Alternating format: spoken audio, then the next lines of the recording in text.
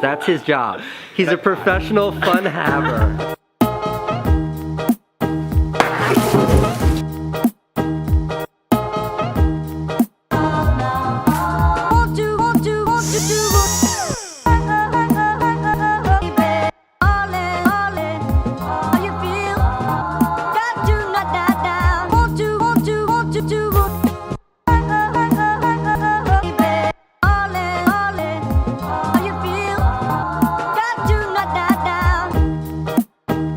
Serial slip and slide.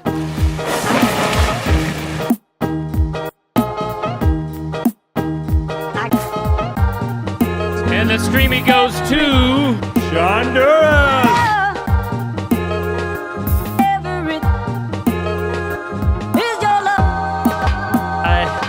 There we go.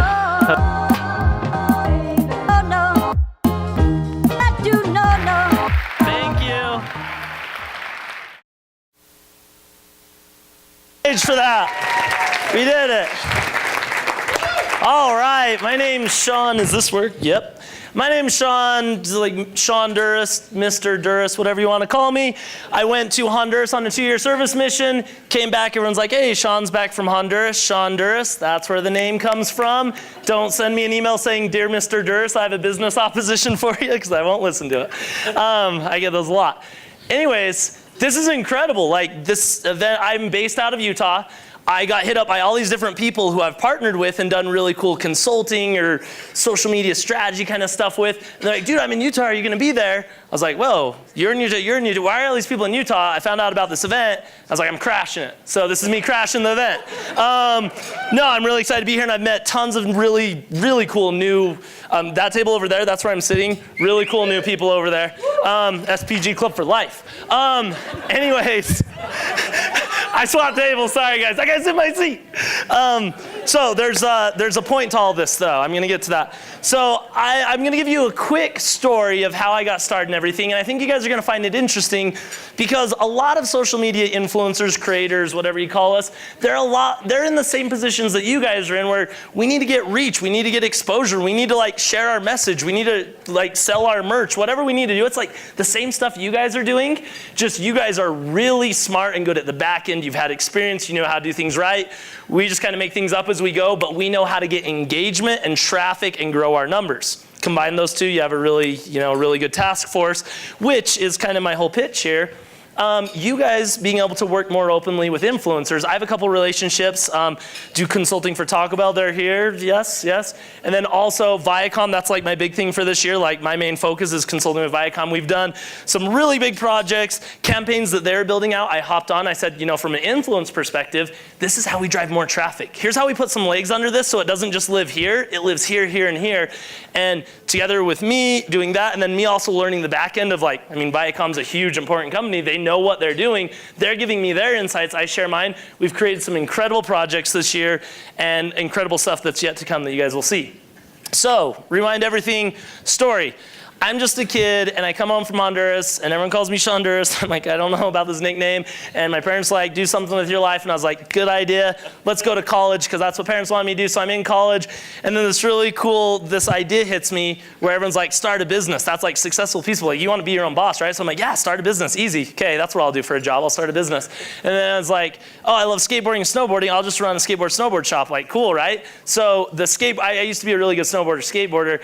And the shop that I used to ride for as an athlete was actually just undergoing this thing where they were going to sell. And so I was like, oh, this is perfect. I'm going to come in and I'm going to buy this and figure out these finances and stuff. And I have some money saved up. So now I'm a business owner. I own a snowboard shop. I'm killing it. And then I realized the best thing about owning a snowboard shop, you literally just sit there all day and watch skateboard and snowboard videos and not have to work. Super chill.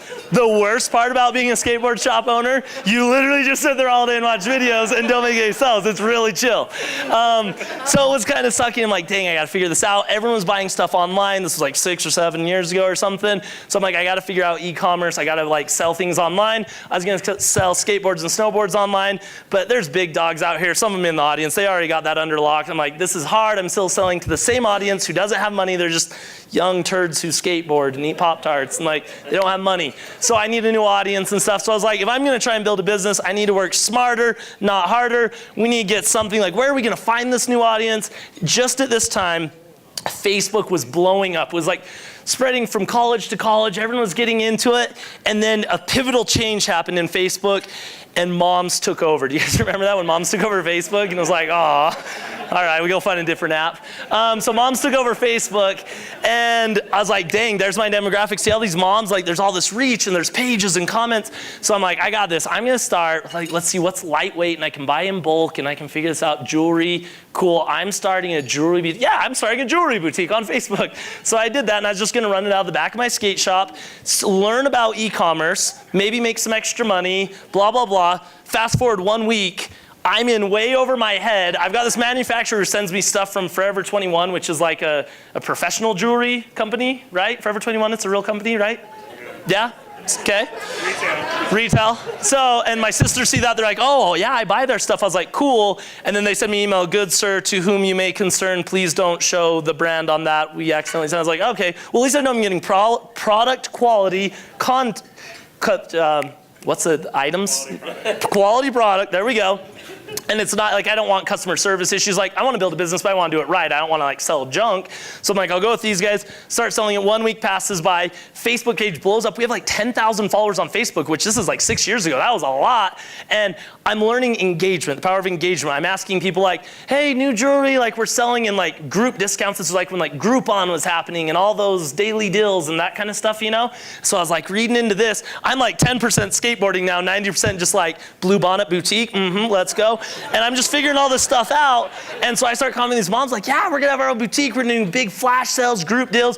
What should we name this necklace? Whoever names it, I'll send you 5 pairs for you and your friends. Everyone starts coming, bubbly, delight, double, delicious, everything. I'm like, oh, fabulous, ladies love it. And then, I know, super creepy, right? I have long hair, it's okay. So I'm doing all this stuff, and it was right when the Facebook algorithm was just such that like, if you commented on something, all your friends saw it. It was super annoying at the time, but it was great for my business. And these would get thousands of comments. And so I'll cut the story short because I shouldn't have gone this deep into it, but I built an insanely successful business off of jewelry and Facebook, and I learned the power of engagement on social media. Sold the company. I decided that, long-term jewelry boutique owner wasn't like my end all, and I just decided to dig a little deeper, look for what was next. But with that sell, I was able to have some cash to start something I was passionate about, and I had a lot of experience in something that I just learned was insanely powerful, social media and engagement. I'm looking around, I'm seeing all these YouTubers, they're doing cool stuff. Devin Supertramp is from Utah. He's making cool videos and partnering with brands and making money. I'm like, that's what I want to do, but dang, he already has like 50,000 subscribers. Like YouTube's already like, it's established. I'm not breaking into that world, like little did I know, 6 years later. Anyway, so I was like, YouTube's already established. And then Vine was kind of like the new big thing a little bit. It'd been around for like a year. I was like, I think I could do that. Like there's guys doing Vine brand deals and they're making money, and there's all these articles like 17-year-old kid gets paid millions of dollars to fall on a treadmill, whatever. I'm like, I'll be that kid. So I was like, I wanted to figure that out, but ultimately the Vine didn't fit my style. It was very fast paced, like it just wasn't my style of humor. It didn't fit me. So I was just kind of doing my thing, finished up college, and then Snapchat came about, and my younger sister showed it to me, and they're like, yeah, no one really uses it, but it's pretty cool.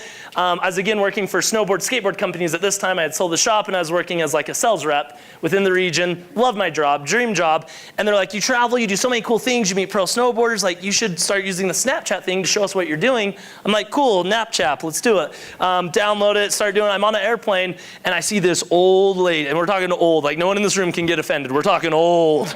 And she had like, just like wrinkly skin and everything. And then she has the gray hair, but it's not gray. It's electric yellow, neon green, like electric blue, like crazy hair. I'm like, dang, grandma looks like a My Little Pony. What's that Napchap stuff? And I like go take a picture. It goes, and it's really awkward. I'm like, And then I'm like, okay, got a flight. Doodle her into a My Little Pony. Mattel's in the room, I think. Yeah, My Little Pony. And it turned out incredible. Sent it to like my sisters and like 30 friends. One of my buddies puts it up on Reddit. It blows up. People are like, oh, Snapchat art, this is funny. Grandma Pony, My Little Pony Grandma, this is great. I'm like, dang. This is a new platform. Look at the engagement. Think about it. If I send someone a snap or put this on my story, they have to hold down their finger to watch this. Like, you can't scroll past it. You can't let it play in the background. This is engagement. Like, they're here for 10 seconds. Also, I started to learn I just started digging into Snapchat. I found out about all this stuff. Like, you know, if someone thinks something's gonna disappear, they're gonna consume it because it's gone forever. Instagram, it's there forever. You're never gonna go back and look at an old Instagram post, but just knowing it's there forever, kind of like lessens it, right? But Snapchat was gonna disappear. I'm really into all this like psychology stuff, and like social psychology was really interesting me, especially after the Facebook thing. So I was like, wow, like they feel inclined to watch this because they'll never get another chance to watch it. And their fingers on the screen. Like, this is huge. This is engagement. And it's a one-to-one connection, kind of, if I want it to be.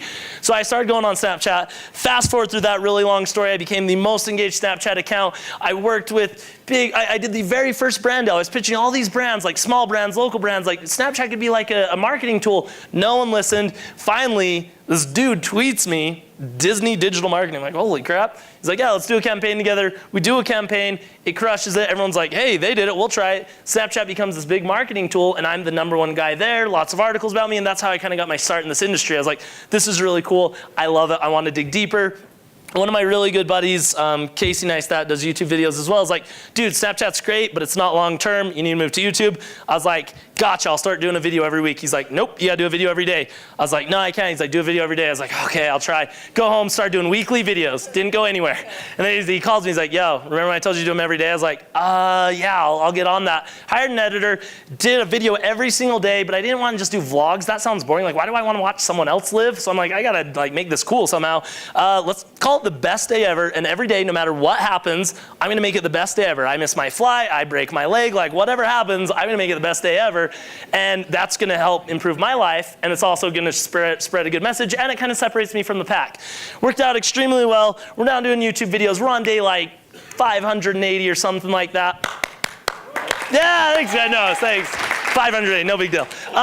So we're deep. Today's video, if you guys want to watch it tomorrow, so far we've got 6 really good time lapses. That's what the video is. So we'll see how that turns out tomorrow. It's going to be the best night ever. I'm just going to start filming in the evening time. So YouTube works out. That was the past like 2 years, and I was like, I enjoy this, but ultimately I don't want to be like just making crazy videos for the rest of my life. Like, I love it, but I want to like, I love the reason I got into the Facebook store and into Snapchat in the first place. Like, I love creating and I love sharing a positive message, but I love like the strategy behind it and the social psychology and like how this all works. So, and I think I was the only person to really get viral, famous, whatever you want to call it, off Snapchat. And I really believe it's not because my content was any better, it's just because I was the only one who ran Snapchat like a business. Everyone else ran it like a creator, like, I'm gonna create really good content, and then I'm gonna grow from this. Snapchat did not allow that. They didn't like creators, you couldn't grow organically. I ran it like a business. I was sending emails to Mashable from my mom saying, hey, my son does this really cool thing, you should check him out sometime. He would kill me if he knew I'd send you this email. And then Mashable would hit back and be like, oh, that's actually really cool, that's a good story. And then oh, mom, yeah, you can do an article on me, I guess. Anyways, that's how I got into Mashable. And that's a true story, by the way. Anyways, so I picked up all this stuff, and it's all from just thinking outside the box creatively, and that's how most of these creators have gotten famous. Yes, there's creators that happen to have 6-packs and be friends with Jake Paul or whoever else, and so now they're famous, but those aren't the guys you guys are looking to work with. It's the guys that are genuine creators who paved a pathway to success, and those guys are the guys that you're gonna team up with, say, here's our initiative, here's our demographic, here's our product or service. What do you think? We're thinking this, this, this. And they say, love that. What if we did it like this and brought in these people? And you say, okay, I could see that, but could you do it over here? And that meet in the middle that everyone always talks about, it really is important. But first you need to find the right creator as well. You need the right creator, and then you guys need the right permissions to be able to meet the creator in the middle and make them like help mold it, you know, because they understand growth. They understand traction. They know how to move their audience. I said this earlier today to a couple people, but it's really important, so I'll say it again. as a creator, we know how to do the influencer marketing that you want us to do. We can check every box on the contract and deliver without actually bugging our audience and giving a good shout. It will not be effective unless we want it to be effective. So when I have a really good relationship with a brand, T-Bell, Viacom, you guys, everyone, Marriott, soon. When I have a really good, I've worked with them before, that's a joke. I'm going round 2 though. When I have a really good relationship with the brand and Viacom gives me the freedom to like build this campaign how I think it's gonna be successful, I wanna build it successful and I want it to be successful. But when I get a big brand or any size brand, and even if they have a huge budget and they're like, we need this, this, this, I'm like, why would I put 7 hashtags? Or like, realistically, there's brands that are like, we want these 3 hashtags. These are our brand campaign hashtags. It's like, that's gonna ruin my post. No one will take it serious if I put 3 hashtags. I don't do that. They're like, that's what we want. I know how to do those deliverables without actually making a difference to my audience. Quick example, you get like, if you have kids, you know how to make your kids go to bed or clean their room most of the time. Like, you know how to work your kids. If I go to your house and say like, clean your room, you're like, they're not gonna listen to me. Am I out of time? Okay. Do you hear me now? How much more time do I have? Boo, look at this guy. 3 minutes, 3 minutes. Okay, 3 more minutes. Hard to imagine he only has 1 million subscribers on YouTube, isn't it? You go, Okay, just 3 more minutes and I'll be done. You go, and then Andy's going to ask you a few questions. That's it. Keep going. All right. So I don't have the same voice to tell your kids to do something. They're not going to listen to me the same. So as a brand, you can't tell a creator how to get his audience to go check out your product or go do this or do that. If you're telling me to use hashtags, that's not my voice. You don't yell at your kids like, hashtag go to bed. Like, it's not going to work, right? So that's what this is all about, really, is you guys being able to meet in the middle, work with a creator, find that happy medium, and ultimately crush it. And from that, I've learned this and partnering with you guys. I've learned from you guys, and it's so cool to be here because you guys have more experience, you have more knowledge, you have more business practice than I do. So I'm learning from you, but at the same time, there's a lot that you can learn from me and other creators. You just need to find the right creator to work with. I can't stress that enough. There's a lot out there. Doesn't mean the biggest numbers will get you the biggest return. It's guys that legitimately have engagement and all that stuff. We talked about earlier, I think the last question on the last panel was like, what do you want to measure? Everyone said engagement. Guys, write engagement into contracts. Like, I do it because I want to over-deliver and work with the brand again, but a normal social media influencer isn't trying to over-deliver. They're trying to like hide the campaign under their content. So if you write that in the content, like, or in the contract, like, hey, if this is a thing, like, tell me your favorite whatever, and people are commenting, you need to comment back to 10 people. If you're doing a thing on Twitter, win this, whatever, you need to retweet 3 people. That is really cool. If people are commenting on your YouTube, like, oh, should I go do this with Marriott Hotels? Like, and people comment, you need to comment back to 20 people and say, good idea, maybe I'll do that. Thanks for, you know what I mean? And then that engagement's there, and they can tell you actually care about this trip or this product or whatever. And if you don't write in that engagement, which most people don't, you're just getting like a weak shout out somewhere in their content. I'm gonna stop talking now. Thanks for inviting me. This won't happen again if you invite me back. Me and this guy, we're gonna kill it right now. Hi, Andy Wallenstein with Variety. I'm just going to ask this guy some more questions. My mom actually hit up Variety, and they're like, we'd love to feature you. I would not fall for that mom trick. Come on, give me a break. Save it for Mashable. Yikes. Okay, let's go. So, all right, so it's so interesting that you've gone in the course of 7, 8 years from the back of the bike shop to Viacom and consulting at that kind of level. Yeah. I'm curious about that relationship. Tell me about the stuff that you guys have already worked on. So, I mean, in the contract, we weren't really sure what this, like, for a lot of you guys, this is gonna be something new. This was something that was thought up. Velocity is a team within Viacom that's built out for influencer marketing, guerrilla digital stuff that's cool and actually works. And so I didn't know what it would look like. Like Tom at Viacom Velocity, he didn't know what it would look like. So we're just like, okay, I think we could crush this. I think it's consulting. I have a certain number of hours that I'm consulting on the phone. There's a certain number of campaigns that I'm giving feedback for. There's a certain number of integrations that I'm doing within my content as well. And it's just kind of across the whole field. It's really anything. Like, he'll call me up and say like, hey, we're meeting with so-and-so. Do you want to do a quick video? I'll throw together a 60-second really fun video with my team. And he meets with them. He's like, yeah, I was just talking to Shonduras, an influencer, about you. And he comes in with this hot presentation. We're like, ready for the team. They're like, wow, this is cool, you know?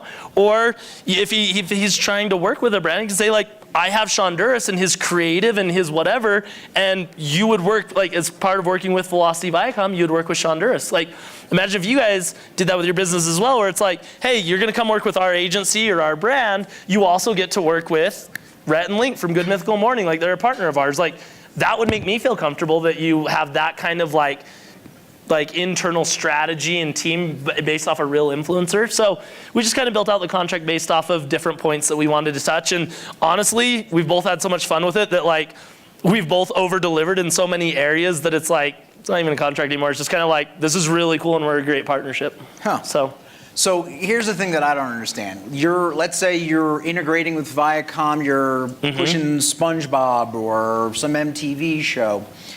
Don't your followers at this point, aren't they sort of like wise to what you do, in the sense that you're promoting brands, you're making money from it? Why don't they mind? What is it that you do that they don't mind?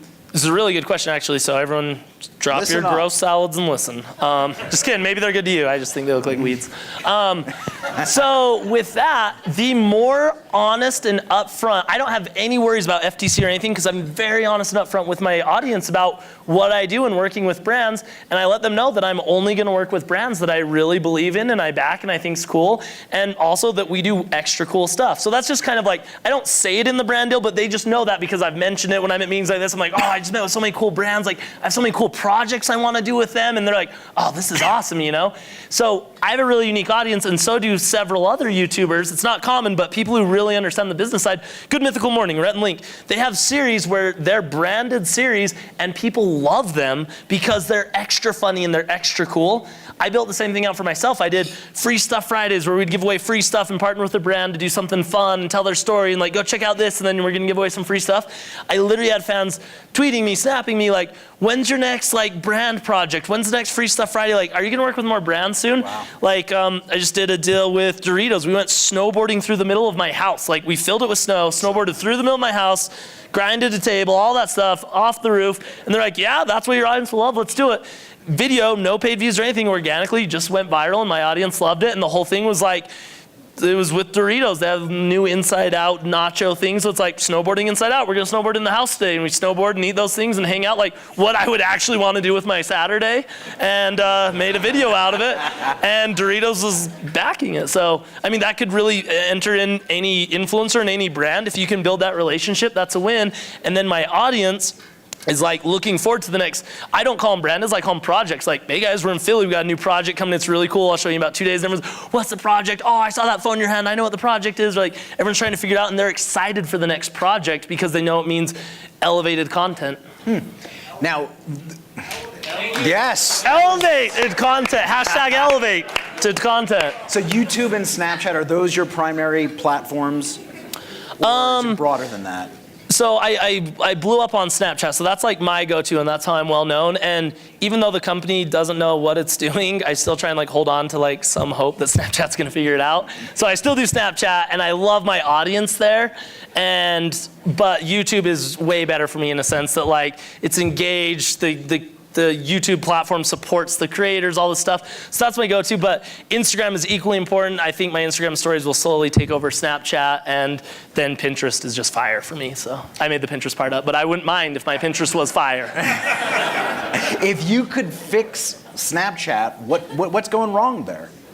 I don't even want to get into it. Seriously, they just suck. They just suck. They don't work with creators. They have no intention to work with creators. They don't know what they're doing, and they don't work with creators. That about covers it. Anyway, sorry, that was rude. But next question. Let's go. Sorry, Keep the energy up. Here we go. Okay, well, I mean, Instagram MySpace. Stories is basically, they've pretty much ripped off what Snapchat does anyway. Right. Why not leave Snapchat at this point anyway?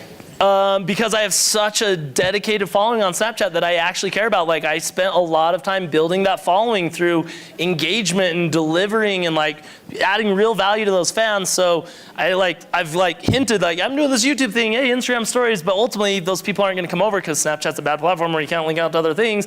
So they're just gonna stay there, and I don't wanna like disappoint them. Like, they followed me for a reason. I wanna keep giving them really good content. But when something happens, like horse runs through this room, I'm pulling out my camera and I'm gonna film it horizontally for YouTube, and then I'm gonna give it to one of my editors and say like, try and make that vertical, and I'll put it on Snapchat later. And in terms of your business, do you have are you looking out 5 years, 10 years? Do you have a vision now of how it all goes? Yeah, so I love being an influencer, but ultimately making a video every day is a grind, and especially when I think my real passion, I love creating and I love my fans, everything, but my real passion is this business side, the consulting, the strategy and everything, like I said. So for me, I'm trying to build out that long term, but I'm trying to do it while I'm still being an influencer and learning and doing all that stuff. So for me, I recently started an esports organization, which is an organization, you have different teams from different games within that organization. And I really think that gaming, streaming, esports, that's a huge part of the future. And that's not just me liking it. I mean, I like video games, but I'm not way into them. But I just think that's a big part of the future. So I built that out. And then also the consulting with brands. Then I also help other YouTubers do brand deals and stuff because they come to me, their AdSense is down. They're like, hey, I need to make money. I don't want to sign to an MCN necessarily. It's like, yeah, I can help you figure out how to work with brands. So I'm kind of coaching creators on how to work with brands like I have so that they can build these long-lasting relationships and then also help brands get to creators who don't suck. And you intend to keep growing this business from Utah, or do you got to move to New York or LA? How are you able to handle all that? Utah. Seriously, no. I'm building a new house in Utah right now. I realize the connections could be a little bit stronger in California and New York, but ultimately, I'm gonna be successful at what I want to do because I have my mindset on it. So I can either do that in LA or I can do it in Utah and it'll be a little bit harder, but then I can go snowboard all the time. So there's that. Yeah. Cool. Good question. That's all the questions I have. Appreciate you taking the time out. Yeah. Enjoy your salads, guys. All right.